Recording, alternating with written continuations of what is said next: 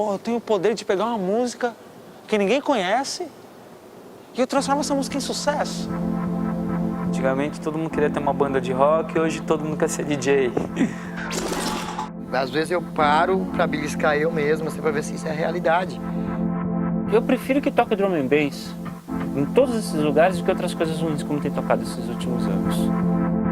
A gente criou um gênero que chama-se Brazilian Drum and Bass.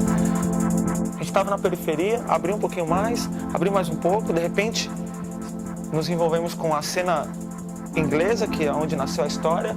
Daqui a pouco marca no Japão, eu nos Estados Unidos, eu na Eslovênia, Itália, pá. Daqui a pouco músico trabalhando comigo. Onde se imaginou de músico com DJ?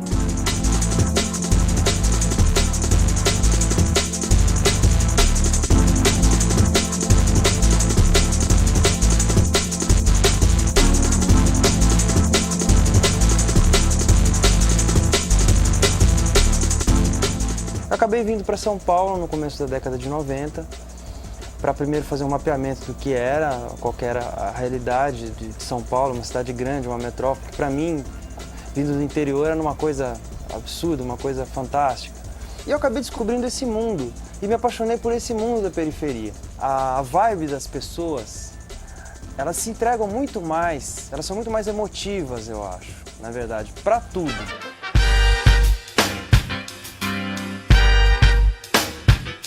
A gente está exatamente na Avenida Senador Teotônio Vilela, esquina com a rua Padre José Garzotti, na região de Interlagos. Para ser mais exato, a gente está na cidade de Dutra.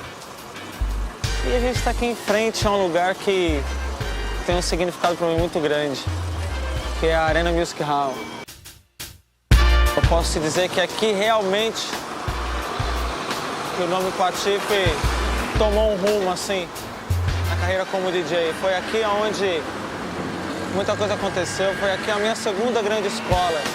Depois do hip hop, depois dos bailinhos de garagem, escola, foi aqui onde eu aprendi mais de música, foi aqui onde eu animei muitas noites, onde eu tive muitas alegrias, muitas tristezas e muitas boas experiências.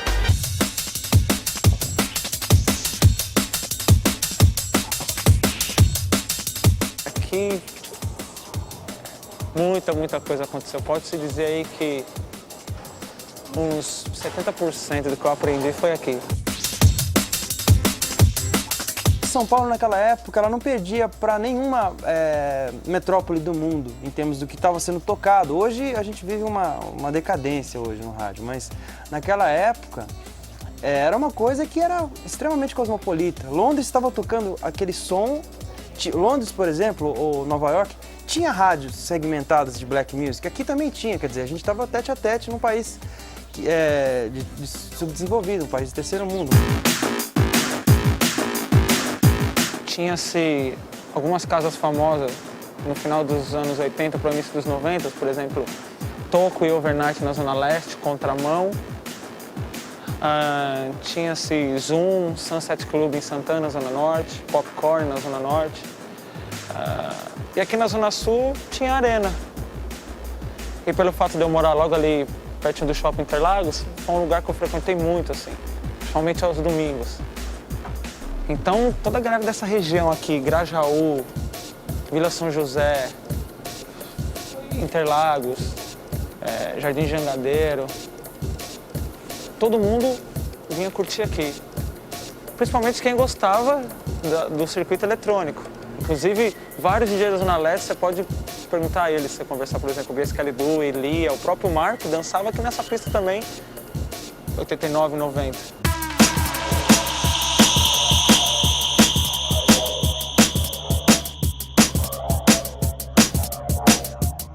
Havia um preconceito muito grande com a cena dance music. Muito grande. Então, alguns clubes eram elitizados nos jardins. Senhorita Kravitz, Nation, Massivo, o Alure, o Marquinhos MS tocava já no Alure, que tocava exatamente essa música um pouquinho mais elitizada, e nos bairros, como Sound Factory, Contramão, Toco, Arena, Overnight, estava exatamente preocupado com a tendência em massa. Existia uma casa que, na minha opinião, foi onde tudo começou de verdade, a implantação da música eletrônica no Brasil foi a Sound Factory, que existia uma casa na Penha, que inclusive o Mark saiu da Sound Factory, na Penha, e tinha outra em Pinheiros, que depois da Penha, logo após os caras abriram uma em Pinheiros. E as pessoas até falam, o Hells, não sei o quê. Não, o Hells foi um grande, sem dúvida nenhuma, foi um grande lugar que, assim, onde aconteceu várias coisas legais, que veio vários DJs também tocar no Hells, enfim, importantes. Mas assim, eu acho que para a grande massa mesmo, para a periferia, que as pessoas têm uma mania de discriminar a galera da periferia, que assim, foi aonde veio mesmo, que a maioria dos DJs que hoje está no Jardim saiu da periferia. Outro aspecto bem cidadão da música eletrônica, eu acho, é a questão da inclusão social. É um movimento onde existe uma possibilidade de ascensão social, né? Por exemplo, vamos voltar a falar de novo do Mark, do Patife, o Ramilson, pessoas que vieram da periferia de São Paulo e hoje estão super bem, estão com um trabalho, estão reconhecidos, estão ganhando a vida com isso. Então, eles passaram a ser exemplos para muita gente, né? Que mora nos bairros assim, mais afastados. E isso é legal, porque por causa que tem esse caráter democrático, todo mundo é meio que bem-vindo, né? Você vai em raves, você tem, sabe, desde os chamados cybermanos, que vai lá de Itacoaquecetuba, até o cara dos Jardins, entendeu?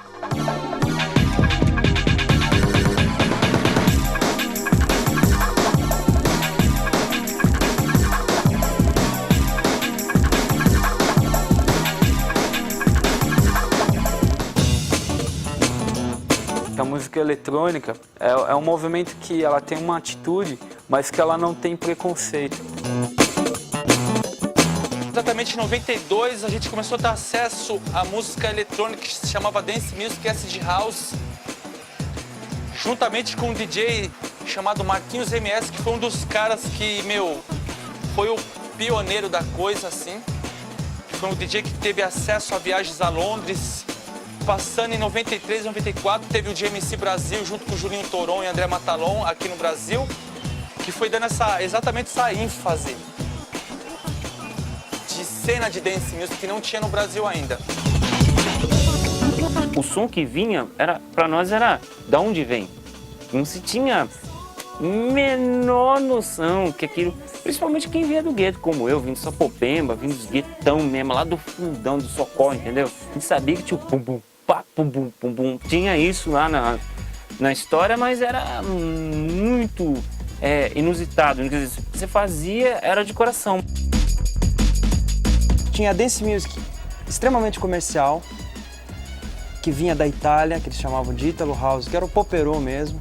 E de um outro lado, eu acho que houve uma radicalização em termos de cena, assim. Eu acho que de um lado ficou um lado muito comercial e o outro lado era o underground. Foi um erro mais das rádios comerciais que rotularam de dance, o lixo e o que tinha essência, o que tinha uma natureza realmente, uma coisa real mesmo, ficou como underground, a música eletrônica. Tinha muitos DJs excelentes, como o Mau Mau, como o Renato Lopes, como o Marquinhos MS. Tinha uma outra cena, várias cenas acontecendo ao mesmo tempo. Não é da nossa cultura essa história da música eletrônica. É uma coisa que a gente começamos copiando e que depois começamos a fazer do nosso jeito também. Por exemplo, você pegou o drum and bass, que é uma cultura inglesa, que a gente acabou colocando um pouquinho do jazz brasileiro, do samba rock, entre outros. O primeiro passo para se criar o drum and bass, eu acredito que foi quando os DJs resolveram pegar um disco de hip hop e tocar ele uns discos que eram com a velocidade de 33 rotações por minuto, tocar ele em 45. E isso, naquela época, fez uma diferença enorme.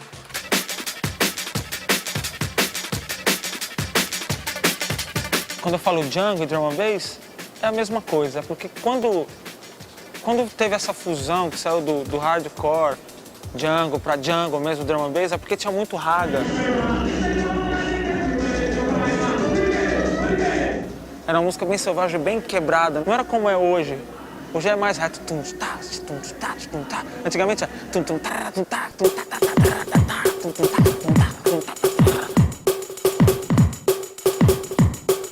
A revolução do drum and bass foi justamente aquela batida muito rápida, que era meio pitoresco, né, pra dance music.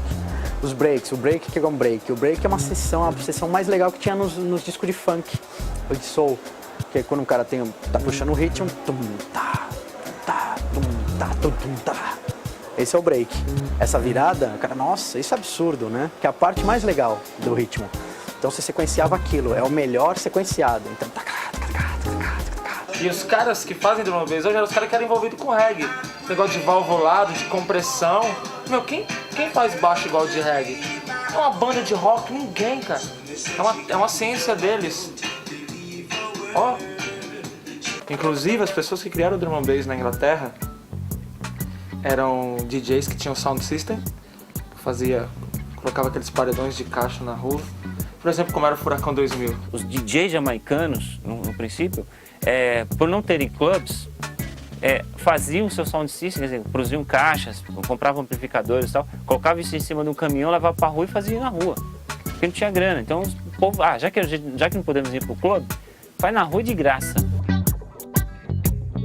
We have a last minute offer for Patife to do Jamaica on July 5th. Is this date confirmed in Curitiba, Cabral? Aidan Van Duyn, the manager. Uau. Você sabe que, se isso for verdade, o que significa para a Jamaica, para mim, é para concluir. Para ver da onde realmente veio a fonte de inspiração para o drum and bass. Cada 5 palavras ele diz, eu vou tocar na Jamaica. Olha, é importante. Porque você vê que engraçado, né? Um cara que tem uma residência em Londres, toca na Europa inteira, já tocou no Japão na Copa. Assim, teve o prazer, assim, tá muito mais feliz de tocar numa Jamaica, onde o povo é verdadeiro e ele sabe a responsabilidade. Ele sabe porque de lá que veio a história. Todos nós sabemos, não é? Assim, a Inglaterra só pegou essa história e fez ela ficar universal. Mas essa história sempre existiu na Jamaica. Aqui é uma matéria muito interessante, cara. Com o que fez o drum and bass ir pro ouvido de outras pessoas. O Free Jazz, de 1997, que trouxe o Gold, Adam F. Aí como DJ veio o Doc Scott, Groove Rider e o próprio Gold discotecou antes do show da Nene Cherry. Foi inesquecível, cara. Foi aqui que começou uma história. Oh, mas quem faz isso no Brasil? Quem mexe com isso? Quem não sei o quê? Meu, ninguém esperava, sabe? É diferente você ver um live PA, que no caso foi o caso do Gold, a apresentação dele, e você vê o Groove Rider tocando e você vê o Doc Scott tocando. Então, realmente, o que impactou, meu, foi na que o vocal entrou, todo mundo conhecia a música da gente estar tocando nas rádios, estar tocando nas casas, meu, a casa foi abaixo. Quem ficou na pista mesmo foi o pessoal da periferia, que foi pra ver o Gold Metalhead DJs. Foi a periferia. Não só eu, mas vários DJs a gente já havia tocado várias vezes fora do Brasil antes do Mark do Patife. Mas é que o sucesso que teve esse estilo que eles criaram dentro do drum and bass que fez a coisa ficar mais forte, mais conhecida para eles. Mas eu acho que abriu muito a porta para outros DJs e para outros produtores também, que começaram a enxergar um pouco mais o Brasil devido ao sucesso deles. Eu tenho 18 rotas, São Paulo, Londres. Só que eu fui para Londres tem muito mais que isso. Porque já teve situações onde eu estava nos Estados Unidos e aí eu fui dos Estados Unidos para Londres. Por exemplo, quando eu fui para o Japão, eu tive que ir via Londres. Mas assim, que eu tenho tudo muito guardado, né? Tenho minhas coisinhas de flyer, meus cartões de embarque, eu tenho todos também. Então, tem uma pastinha que tem todos os meus cartões de embarque. Então eu consigo controlar isso. Agora, se você me perguntar quantas vezes eu aterrissei em Londres, aí ferrou. Complicou. Chegou uma hora que a gente precisou saber de que lugar e que origem veio esse estilo de música, né? foi onde deu a ideia, o Patife deu a loucura dele, sabe, de pegar o cartão de crédito dele e passar em 200 mil vezes para poder ir para Londres, para saber e buscar a fundo o que era o drum and bass, o Django na época, entendeu? E eu dou mérito pro Patife porque ele foi o cara que teve a coragem, sem grana, sem estrutura, e que naquela época ele não tinha um bom salário, que ele trabalhava no Arena, ele pegou, comprou a passagem aí, tipo, no cartão, pedimos ajuda aos amigos aí, que pôde ajudar ele, comprou uma passagem, levou uma fita VHS de algumas noites que ele mesmo tocou e alguns DJs aqui estavam tocando de drum and bass na época, colocou debaixo do braço e foi para Londres, junto com outro amigo, o Adrian. Foi para Londres mostrar para as pessoas lá que aqui existia uma cena que era possível ser o que é hoje. A visão do cara. Quando eu e o Márcio colocamos na cabeça de fazer as noites na Arena só de drum and bass de quinta, aí eu resolvi chamar de Movement. Quando eu resolvi chamar isso de Movement, a primeira festa foi mó legal, ele falou, meu, não é legal usar esse nome, porque você não liga lá. Aí já tinha amizade com o Adrian, que hoje trabalha com a Samba Louca lá em Londres. E o Adrian falou, você é louco, eu vou ligar pra esses caras, vocês sabem quem são esses caras, os caras são grandes, meu. O cara não vai nem atender, eu falei, liga lá, por favor, liga, liguei, enchi muito o saco dele. Acabou que não, loucura de novo. Márcio correu de um lado, eu corri de outro, aí Copini financiou uma passagem pra mim no cartão, o Márcio arrumou $200 com um. Aí eu fui pra Londres. Chegou lá, o Adrian bateu lá no escritório da Bulldozer. Já de cara já deu com o Oliver e com o Eido e com o Brian D e com o Ray Cafe já e com o Nuke. Já de cara. Os caras, meu, brasileiro aqui faz festa, fez um movement no Brasil. Os caras, é mesmo? Meu, na hora que os caras colocaram a fita, na hora já saiu um contrato de autorização do nome.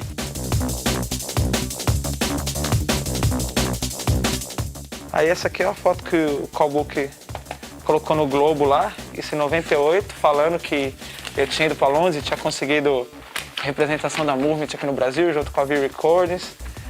Aí tá lá, São Paulo, Londres, aí saiu na foto eu, Brian D, nosso padrinho, e o Adrian. Aí de cara, Oliver e Eido, que hoje é nossos empresários, aqui é segurando um acordo de licença de usar o nome. Eu acho que se o Patife não tivesse feito isso, eu acho que o Mark não estava onde está hoje, ele mesmo, o Patife, não estava onde está, eu também não estaria onde estou hoje, a Fernanda Porto não é a Fernanda Porto hoje, o Xerxes também não é o Xerxes que é hoje. Eu acho que a coisa virou mesmo quando pintou a trama. E tá na trama pra mim foi o primeiro selo, assim, quer dizer, foi o selo que eu me senti um artista. Aí a coisa começou a virar pra mim, esse fato de ter conectado com a Movement, voltei, encontrei o Bruno E na galeria, o Bruno E tava abrindo o Samba Louco dentro da trama. Aí me apresentou pro João Marcelo, conheci a galera. Na hora que eu me vi, vamos lançar um CD. Aí tudo mudou assim, ó. Eu sabia desde então, quando eu conheci o Patife, através do Bruno, que aquele núcleo de trabalho era um núcleo apaixonado, era um núcleo que tinha muito a ver com a proposta da trama. Era um núcleo que sonhava, que pensava em coisas grandes, mas que não se esquecia do dia a dia e que tinha uma paixão muito grande pelo processo, assim, de estar no estúdio, de discotecar, de estar sempre com a mão na massa, de estar sempre ligado ao processo 24 horas por dia.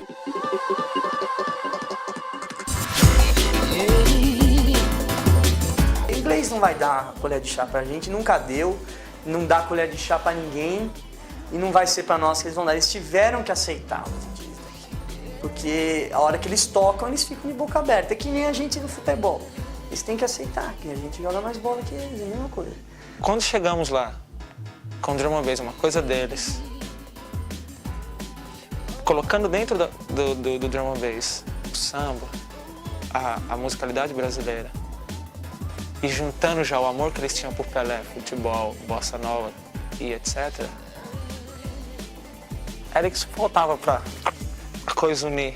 E o engraçado é que aqui no Brasil isso tudo estava acontecendo paralelamente e daí a gente meio que começou a aparecer em cena e foi percebido, pô, o Mark primeiro, o Patife, agora praticamente o pessoal está com os olhos voltados para cá, então tipo todo o trabalho que é feito aqui chama bem a atenção, tipo, o Mark até estava falando que o pessoal pega disco brasileiro, bate o olho, pega e leva para escutar.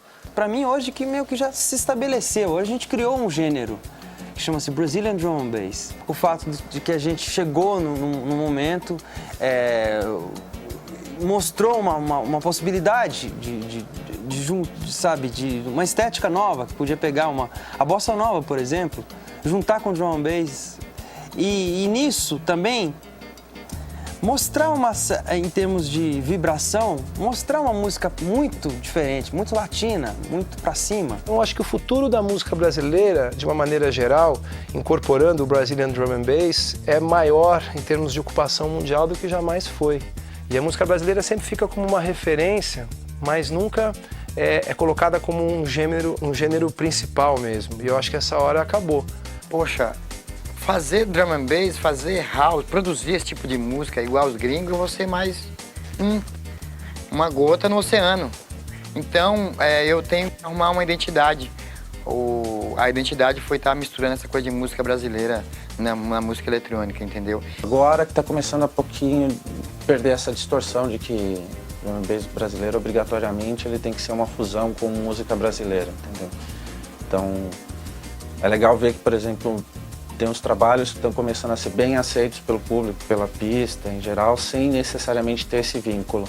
Então, acho que tá sendo bem legal agora, tipo, a aceitação. Tá sendo meio que um pouquinho mais espontânea. Tá deixando de ser drum and bass world music, entendeu? Pra passar a ser só drum and bass. Todo mundo aqui do Brasil, a gente tem um swing diferente. A gente, mesmo fazendo músicas que não tenham uma levada de bossa nova, alguma coisa assim, é diferente do que eles produzem, porque a nossa ginga é diferente, nosso swing é diferente. E mesmo a gente tocando, a gente não querendo dar uma de mala, né? Mas a gente dá um baile nos caras, assim, lá de fora. Porque já é uma coisa nossa.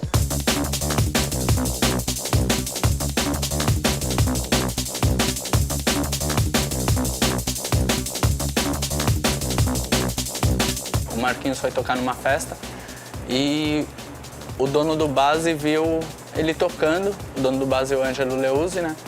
Ele falou, putz, vou abrir uma casa daqui uns 3 meses, eu queria você tocando lá.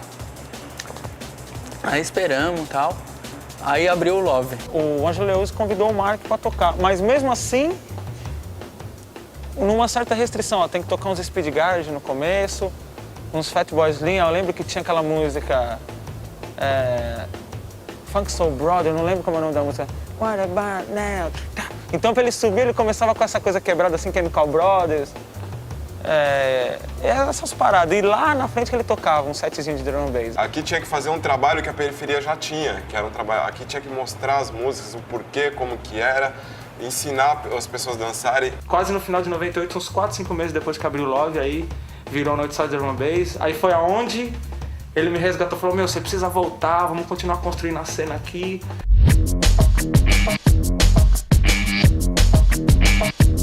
Ainda hoje, com toda essa coisa que tem em volta do DJ, o DJ ele não tem uma classe trabalhista. A gente não é reconhecido, não existe uma classe para DJ. Aí eu estava precisando regularizar minha situação em relação a documentos, porque como eu sempre fui registrado, desde os 14 anos, então eu sempre paguei o INSS. Tem tudo uma coisa que eu procuro seguir, assim, na minha vida, uma coisa pessoal minha. Beleza, aí fui lá na Ordem dos Músicos, aí a senhora de uns 50 e poucos anos, que manja muito de música, lógico, né, meu? E aí, cantor, né? Eu falei, então canta pra mim aí. Aí eu cheguei lá e mandei um rap na cabeça da velha. Não, rap não é música, não. Então canta um samba. Cara, eu sei que eu tive que cantar umas 3 músicas, aí cantei em inglês. Aí a mulher falou pra mim, vai lá em cima, paga lá, vai lá, sobe e vai pagar.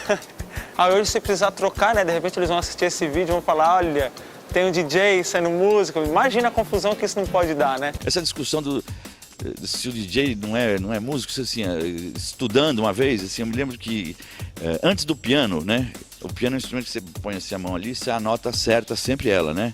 O cara não tinha essa ferramenta, então ele tinha que segurar que nem no violão. Aqui ele faz a nota e aqui ele toca ela, entendeu?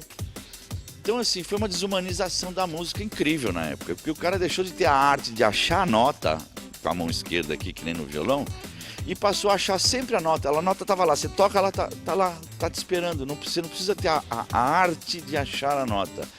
Quer dizer, né? Só a gente vê o que aconteceu com o piano de lá pra cá, para não é nada disso. A música eletrônica, ela vem assim, de uma maneira revolucionária nesse sentido, porque permitiu, deu chance às pessoas, aos não músicos, né? Primeiramente eu achava que não, mas hoje eu acho que o DJ também é músico. Hoje, por exemplo, a maioria das produções lá fora são feitas por DJs, entendeu? Os DJs fazem os remixes, os DJs estão fazendo tudo. Então acho que os DJs, eles têm o toca-disco como instrumento, eles realmente podem usar isso e usam, né? Normalmente os que sobressaem, eles experimentam, eles pesquisam muito, eles são hoje... tem um papel muito bom na música, muito importante, não só para trazer coisas que às vezes estão em vinis aí, abandonadas, como também reciclar e muitas vezes ser uma espécie de peneira de tudo que existe. Eu não me considero um músico. Eu sou DJ, cara, eu vou carregar essa bandeira pro resto da vida. Se eu puder assinar DJ Patife até o fim dos meus dias, eu vou assinar. Mesmo estando produzindo uma cantora, uma banda, produzido por DJ Patife, porque... tudo que eu aprendi, tudo que eu passei é por causa de ser DJ. Eu acho que o DJ também é músico. E ainda mais hoje, agora que eu tô produzindo, então eu sou músico também. Claro que o DJ é músico, claro que juntar pedaço de música em cima de um prato, fazer isso, virar música de novo é música, claro.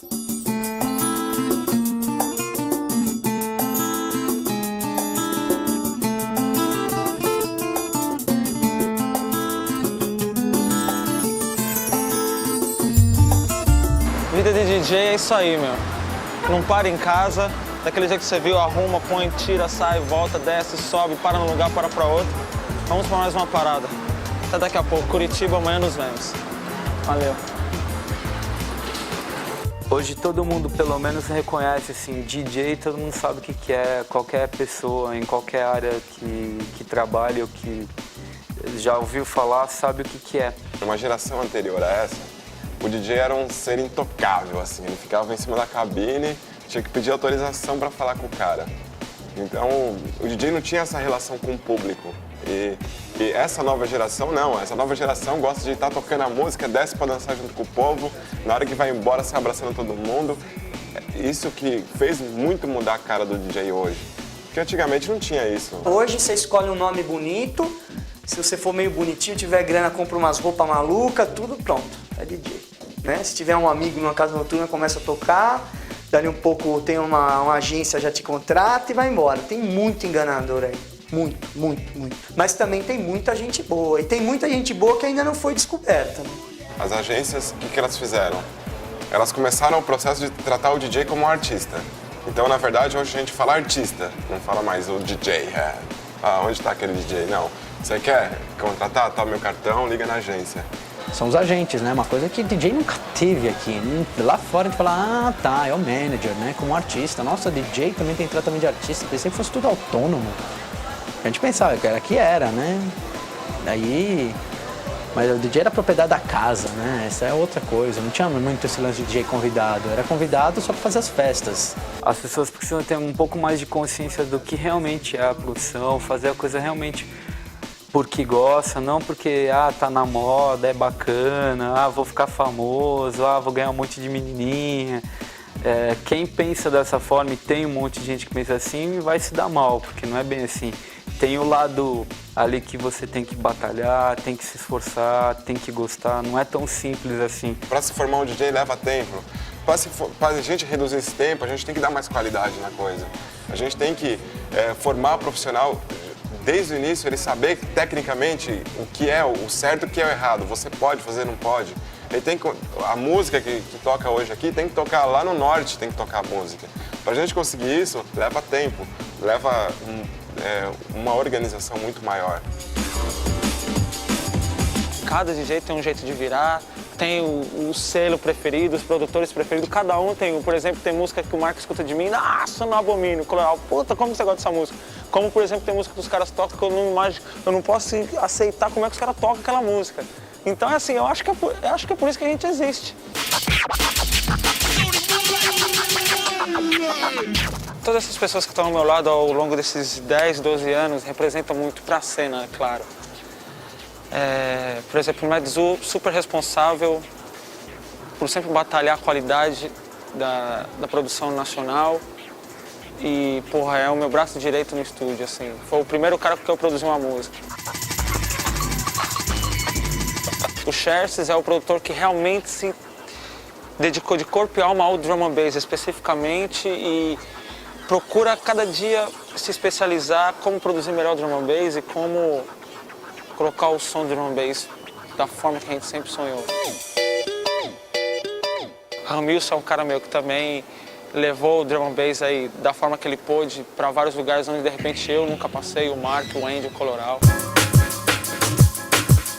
O Coloral, parceiro de meu noite e dias, irmão demais, e é o cara que tava lá tentando implantar o drum and bass no Palácio, que era um lugar que tinha 4, 5 mil pessoas também aos finais de semana. Então teve a importância dele nesse sentido.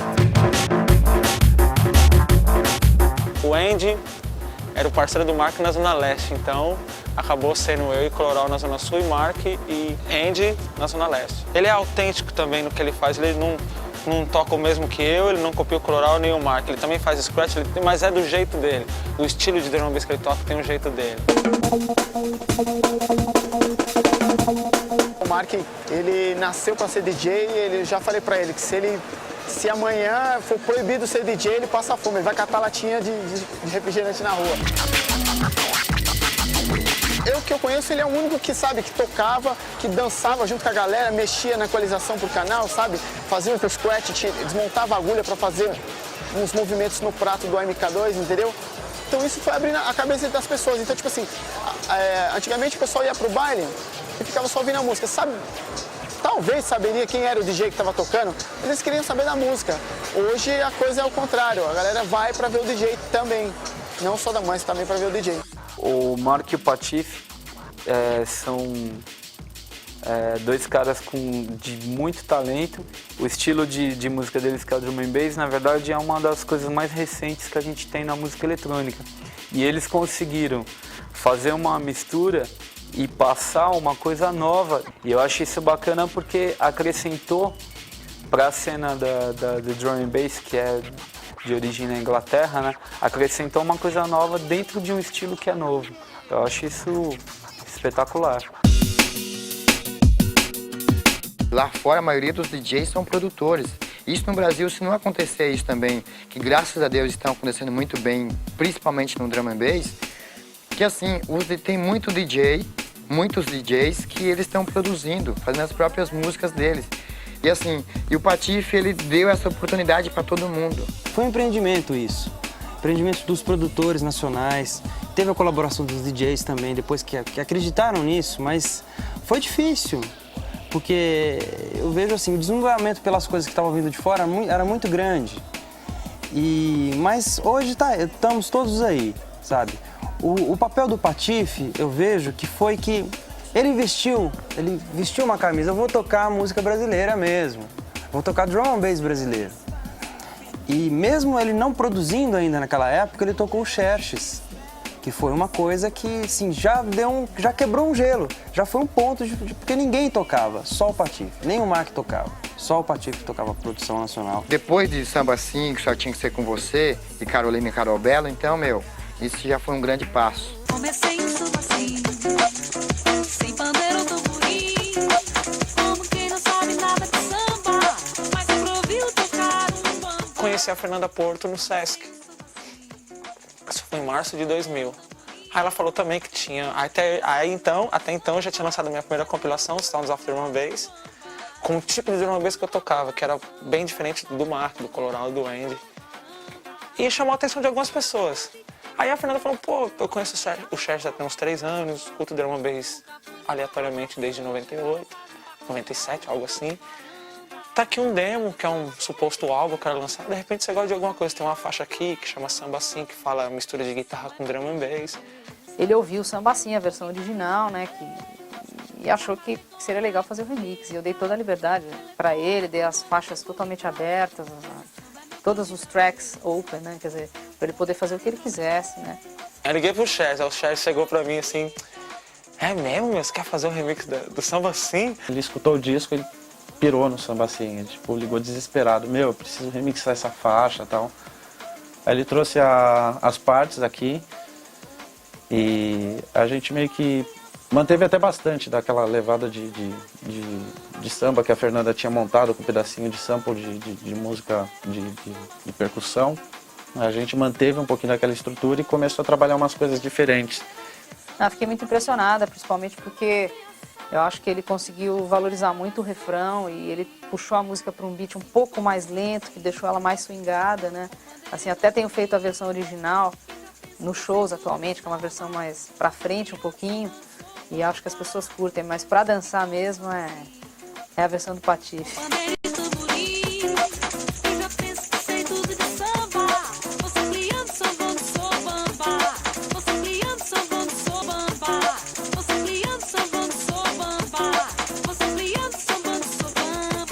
Antes o Fábio, quando teve a primeira edição do Skull Beats, o Fábio levou o Pra Você Lembrar, o remix do Max.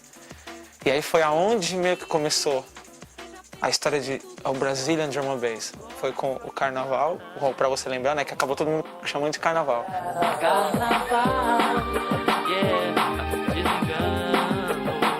É muito importante a música eletrônica estar chegando nesse momento, até para trazer esse monte de novidade, até porque a música já estava indo para um caminho de estagnação de ideias e de formas e formatos. E a música brasileira tem mais informações, tem ritmos, tem harmonias, tem melodias nunca antes utilizadas, nunca exploradas devidamente. Então, eu acho que a música brasileira tem combustível para andar muito tempo ainda sem se repetir.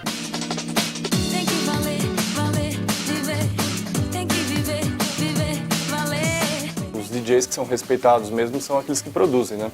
Eu acho que eu não consigo imaginar alguém só tocando sempre, entendeu? Eu sempre tive essa necessidade de querer começar a produzir, até talvez demorei um pouco, mas quando comecei, sabe, estou me aprofundando cada vez mais, enfio no estúdio, tive aulas e tudo mais, entendeu? Então, compro livros, estou me aplicando. Eu acho que muita gente está indo nesse caminho. Que é o caminho que todos nós, né? Tipo, o Patife está seguindo agora, que mesmo fazendo com outros caras, agora ele tá com os equipamentos dele. É o que eu sempre, desde o início que se eu não fosse produtor, talvez hoje eu não estaria onde eu tô. Que eu meio que DJ produzindo ao mesmo tempo, entendeu?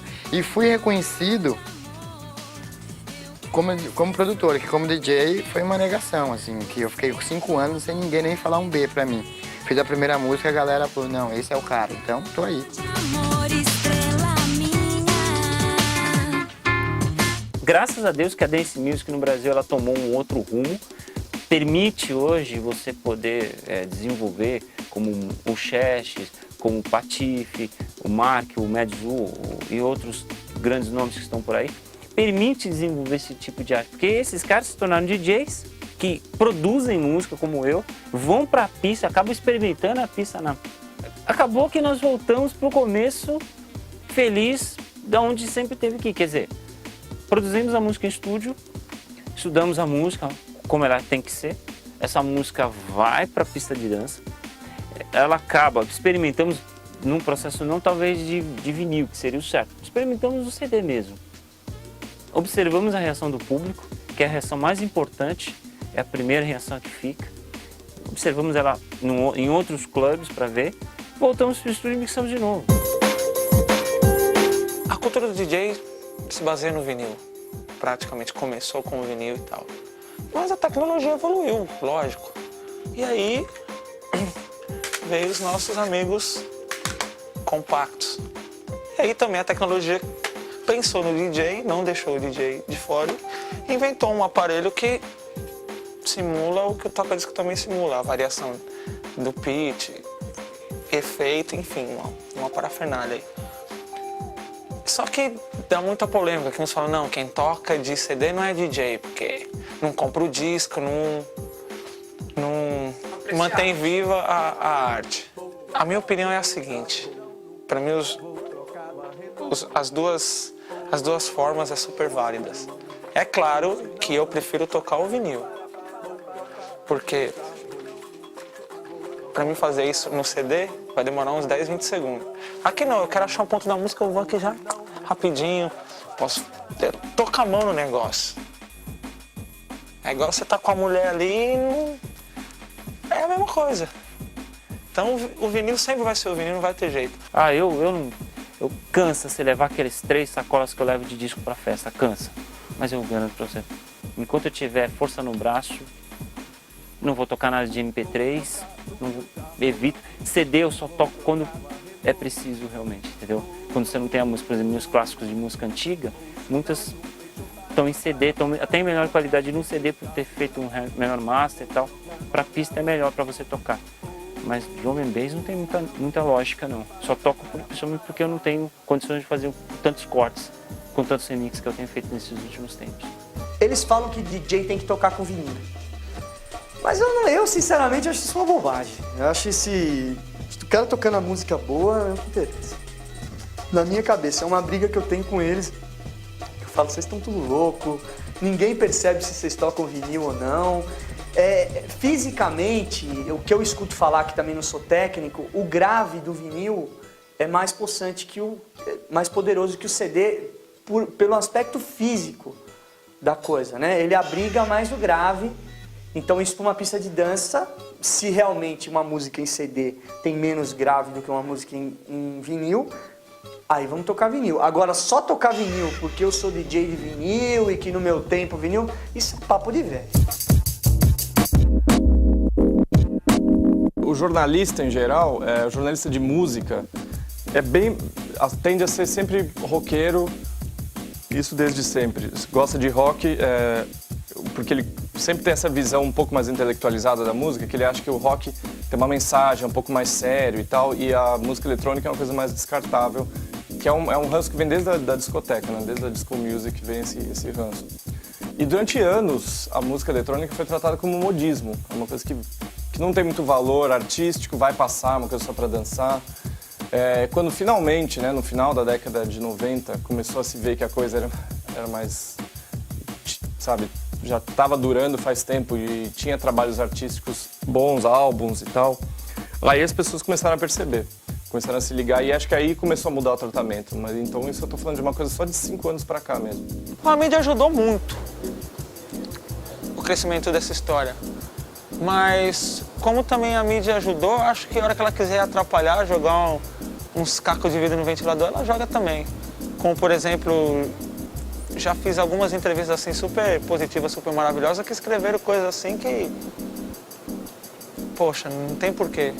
Às vezes também, pelo fato da gente vir da vila, vir da periferia, nego acha que fomos favelados ou não sabemos falar e escreve de má fé, sabe? Então é como qualquer coisa. A mídia fala mal do presidente, cara, do Brasil. Imagina, não vai dar uma tostada nos DJ.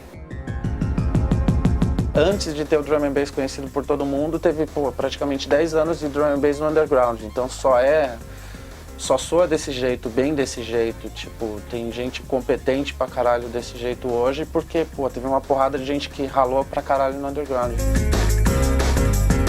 Jamais imaginava que isso ia tomar as proporções que tomaram. Ver os amigos na Rede Globo, ver os amigos em capa de revista, gente que nunca ouviu falar de DJ, de repente falando, sabe? Isso eu jamais imaginava, assim.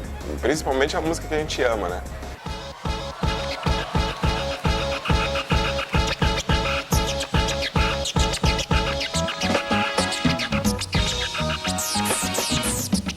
Isso pra mim é mais gratificante, ver o Patife na TV, abrindo aí o Multishow, os dois juntos, fazendo aquilo que a gente vê lá fora os DJs fazerem e tal. E ter repercussão, e a pessoa na MTV vai pra Londres sempre, tá junto com eles, e 5 minutos no Fantástico com o Mark, o Zeca Camargo. Pô, eu tenho o poder de pegar uma música que ninguém conhece e eu transformo essa música em sucesso.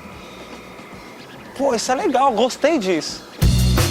Hoje em dia, garotada nova, toda quer ser DJ. Antigamente todo mundo queria ter uma banda de rock, hoje todo mundo quer ser DJ. Isso é novo, é de 2 anos pra cá. Pode-se dizer, do ano 2000 pra cá. E, poxa, o que tava no meu coração, o meu tesão, era de estar aqui, tocando algo que eu gosto, fazendo algo que eu gosto, e as pessoas interagindo com aquilo que eu tava fazendo, com aquilo que eu tava levando pra eles. No caso do Ramilson, muita gente gosta de falar mal da história atual dele, né? Mas da minha, por exemplo, com o Patife, por exemplo, por ter feito o remix da Marisa Monte, por exemplo, sabe? Muita gente gosta de falar que parece que estamos abrindo as pernas ao comercialismo. Tem muita gente que fala muito e não faz nada. Então, poxa, então um trabalho desse, um trabalho super conceituado, por que eu vou dizer não? Eu tô me sentindo bem, tem uma baita vibe entre o artista que produziu a música, o que é de errado fazendo isso? Não vejo nenhum problema. Por que não, de repente, ser o drum and bass pop? O Ramils não é um rostinho bonito na eletrônica, né? Ele sabe disso. Mas eu acho que ele é um Chico Science, assim. Ele é um cara que experimenta muito, um cara muito batalhador, acho que passou até mais dificuldade do que o Mark e o Patife. E acho que agora tá tendo o lugar dele ao sol. Tem que valer, valer, viver. Tem que viver, viver, valer. Hoje eu tô vivendo essa história aí de artista, né? Porque assim, tem uma música que toca no Brasil inteiro. Vou tocar nos lugares, vou tocar como DJ nos lugares, assim, chego no aeroporto, tem neguinho lá me esperando pra dar autógrafo, não sei o que, sabe? Essa viagem. Tudo começou, janeiro, verão, sol e praia. Às vezes eu paro pra beliscar eu mesmo, assim, pra ver se isso é realidade. Eu acho que há alguns artistas dessa geração que estão tendo um papel histórico, entre eles o Patife, né? Que saiu daqui do Brasil, com o apoio dos amigos dele, do Bruno Ena, Samba Louco, da Trama, do Adrian, que pegou o Patife pela mão e levou ele até a Inglaterra, e abriu uma ponte muito interessante. É curioso ver que o Patife é um cara que veio da periferia, nunca pediu desculpa e nunca colocou isso como empecilho para chegar lá, e chegou lá. Samba. Às vezes você tá em frente de 30, 40, 50 mil, por exemplo, como foi o Rio Parade agora esses tempos. Foi incrível, cara, naquele palco gigante, aquela imensidão de gente ali na frente do Teatro Municipal, a hora que o cara... DJ Patife com vocês aqui agora, galera. Parece um estádio. Isso é um negócio que é difícil de controlar, no sentido de força. Às vezes você tem que se chorar, mas não de tristeza, porque é uma energia muito forte. Aí dessa vez eu peguei, a hora que deu aquele negócio eu fiz do mesmo jeito. Pra poder, né? Então isso é uma coisa assim que assusta, né, meu, às vezes. Na rua, no metrô, qualquer lugar que de repente no shopping, tô comendo, de repente chega um, oi, e aí, pô, dá um autógrafo aí, isso aqui. Só eu sei quanto amor eu guardei sem saber que era só pra você. A gente viveu aquilo tudo intensamente sem se preocupar com o que ia acontecer dali pra frente. Até hoje acho que acontece isso, tipo, a gente nunca pegou, sentou, parou, ficava olhando pra trás, falou, puta. Às vezes a gente pensa, tipo, pô, um tempão a gente se conhece há um bocado de tempo, que legal, pô, que tá quase todo mundo junto ainda. Aí você vê, né, como é que o negócio cresceu. A gente tocava na vila, depois teve uma época que todo mundo quis acabar com o Djanguinho, velho nosso. Falaram que era música de maloqueiro, que atraía briga, etc, etc, etc. O mundo dá volta, né, meu? É incrível, eu gosto disso. Só tinha de ser com você, havia de ser pra você, se não